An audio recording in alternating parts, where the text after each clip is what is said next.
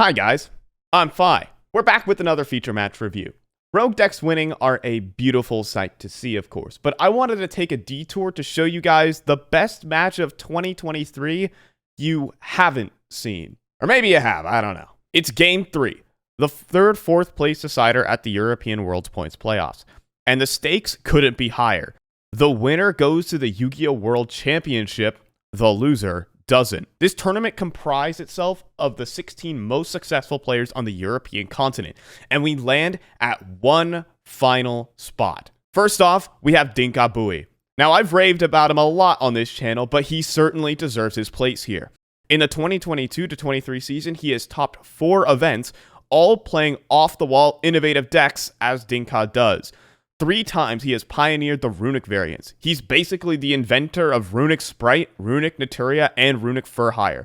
But recently he has showed up with surprises, breaking out Heavy Trap Labyrinth, a deck with a notoriously low topping conversion rate, and has managed consistent success with it, becoming the German national champion through some questionable means. Ganze jetzt erstmal an. Da ist der Eradicator direkt. Oh, direkt hinten dran! Und er wird sicherlich auf jetzt gucken wir uns die Hand an von Tom. Wie viele Zauberguns sind darin? Eine Burf, ein Planet, ein Prosperity, ein Bios! He has brought a similar deck here today. Secondly, we have Sofian Belkacem. Sorry for butchering the name. While he hasn't had the recent success of Dinka, he has been able to log deep runs throughout YCS's prior to the pandemic, peaking with a top 16 performance at YCS Utrecht in 2020. For this event, however, he's substituting in for one of his French teammates, who couldn't play in the actual event. So despite not even being truly invited to the event, in the Swiss play of this World Points playoffs, he has gone undefeated with Branded of all decks, and has landed himself a single game away from the World Championship in Japan. It's a substitute versus a YCS champion. And so, it's Game 3, and I actually want to talk through this Branded opening. No pun intended. Sofian has had time to watch Dinka's loss versus Gabriel Susi, and in that, he understands a lot of what Dinka's deck list is made of. The biggest threats are Dinka's Sphere Mode and Super Polymerization to Sofian's end board. In addition to that, Bystials are being sided by Dinka, so you cannot simply overcommit into a gigantic puppet-locking end board only to be hit with some Bystials and then a Sphere Mode. So then, Sofian's win condition is to resolve a Guardian Chimera to deal heavy damage to the back row of Dinka. No puppet locking, no nonsense. So his end board is very simple but powerful. It includes Granganol and Mirror Jade, 2 threats that do need to be addressed, alongside a set Branded in red and a Branded Banishment. The latter being an exceptionally underrated card, but is extremely necessary in this matchup in order to play around skill drain. Sofian now has an optimal end board, even though it doesn't look as scary as you might think. So play moves back to Dinka, where he draws for turn. Dinka's goal in this game is to stabilize the game to where the Labyrinth engine can outpace his opponent, but the Branded deck is a very tough one to run out of gas, especially when Branded Fusion resolves. And Sofian's end board looks like it plays around every single threat. Sphere Mode doesn't work versus only 2 monsters, and it plays around the generic Super Polymerization targets of Muddragon, Garura, and Starving Venom. But no duelist in Europe is prepared for Dinka's unbelievable 10 Super Polymerization targets in his extra deck. He immediately fusion summons away the board into a Predaplant Dragostapelia, and this is already a crushing blow to the end board of Sofian. He needs a monster on his side of the field in order to fusion summon a Guardian Chimera, and Dinka knows this. Dragostapelia swings for 2700, and then Dinka dances around back row removal by activating Lord of the Heavenly Prison, and then he sets the rest of his hand face down. Dinka has accomplished step 1 of Labyrinth, getting established in the game. The turn moves back to Sofian, where he draws. He starts off with Fusion deployment for Fallen of Albaz, moves to Special Summon Cartesia, and then is met with a preemptive skill drain from Dinka. Hate skill drain all you want, it's a powerful floodgate, but also has a lot of counterplay. Let's see how Sofian works this. To start though, Sophion will only swing for 3,300 damage in the battle phase with Albaz and Cartasia. But you'll see what Sophion's trying to do here as he moves directly to the end phase. He's trying to bait out the Lord of the Heavenly Prison before doing any sort of Guardian Chimera plays, and it works out excellently.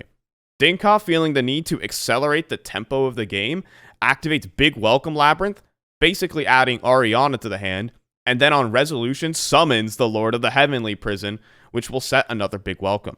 Now that Lord of the Heavenly Prison is no longer in the hand, protecting the back row of Dinka, Sophion makes his move with his set cards for Guardian Chimera. He activates Branded in red and then Branded Opening, getting himself the correct amount of monsters onto the field. He summons Guardian Chimera with 2 monsters on the field and an Ad Libitum in the hand, then chaining Branded Banishment to the activation of Chimera, summoning back Mirror Jade and having Chimera leave the field to summon a Predaplant Dragon Stapelia, while still resolving the effect, destroying Skill Drain and the newly set Big Welcome. Play moves back to Dinka. He needs to find a way to stabilize the game, and his life points are getting low. He has Ariana in the hand in a top deck. Dinka is in need of a miracle. But oh, the look gives it away. Dinka flips up his unknown set to the world in the standby phase. It's a second Skill Drain. Dinka normal summons Ariana and cleverly uses Big Welcome Labyrinth in the graveyard to return it to the hand and dodging Skill Drain, allowing him to get a Welcome Labyrinth to the hand in order to fend off Sophion's monsters. And look man, Dinka was at the end of his thread here. Sophion had played excellently around Lord of the Heavenly Prison, but sometimes to be a champion, you gotta draw like a champion. Dinka Bui has just top-decked a second copy of Super Polymerization. He activates it, fusion summoning into Starving Venom Fusion Dragon, and it completely deals with the board of Sophion once again, back to square one. The hard work of Sophion is down the drain, but he still has a shot. Branded is a tough deck to kill. In the end phase, he uses Branded Retribution to fetch back his copy of Branded Banishment, allowing further play around Skill Drain. As play moves back to Sophion, he only sets a monster face down and 2 more back row. Sophion needs to conserve resources to allow for another push into the current board of Dinka, but this allows Labyrinth to start to catch up. However, the set Branded Banishment is actually putting a lot of pressure onto Dinka. He can't use his Welcome Labyrinth to summon any Labyrinth monsters, as Branded Banishment will fuse away his engine piece and he will simply be out of cards. So play goes back to Dinka, and it's a set Despian Tragedy. This will allow him to reset Branded Fusion back from the graveyard, and this is exactly the push that Sophion needed. He found a way to put pressure back onto Dinka. However, Sophion in the end phase uses Branded Banishment to fusion summon away the Starving Venom. He's beginning to run out of ways to play around Skill Drain.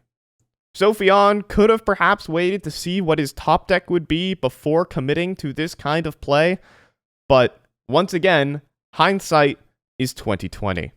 This move allows Dinka to summon his Lady Labyrinth from the deck without fear of it being turned into fusion material. Sophion top decks the unbelievable. It's a Cosmic Cyclone, a direct way to answer the Skill Drain.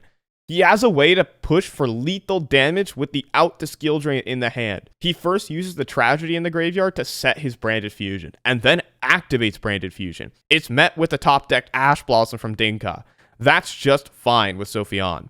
He uses his set Foolish Burial to send Mercurier, banishing it with Bystial Saronir, and adding a copy of Fallen of Albaz to the hand. He normal summons it, uses its effect to fusion summon by discarding a card, and chains Cosmic Cyclone, targeting the Skill Drain.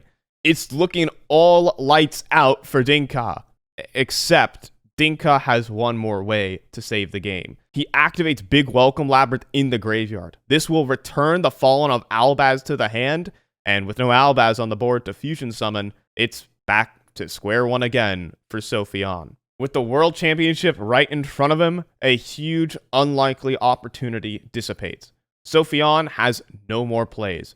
Welcome Labyrinth resets itself from the graveyard, and Sophion has to pass turn. Dinka draws, uses Welcome Labyrinth, and then sets Dimensional Barrier from the deck as the nail in the coffin. Dinka Bui, being so consistent from event to event and his deck building completely warping multiple formats, is heading to Japan. An underdog story will have to wait in the main event. Look, this video is already long, but I wanted to recap this match and talk about one thing: the mental game in Yu-Gi-Oh! Emotions couldn't be running more high in this match. We've seen it hundreds of times in sports. An underdog who isn't even supposed to be there makes a massive run. They accrue themselves a massive lead, but they fumble the bag at the final hurdle. Yu-Gi-Oh! Is no different. To be a championship level player, you have to be 100% the entire way. And to be honest, you have to chalk it up to experience. Dinka Bui is an elite level player. He's his country's national champion. He's a master deck builder. And Sophion is a substitute. But hey, maybe you're not one win away from going to Worlds, but instead maybe a win away from winning your locals or your OTS championship, maybe even a case tournament. Don't lose your thread because you are about to win. The game isn't over until someone's life points hit 0.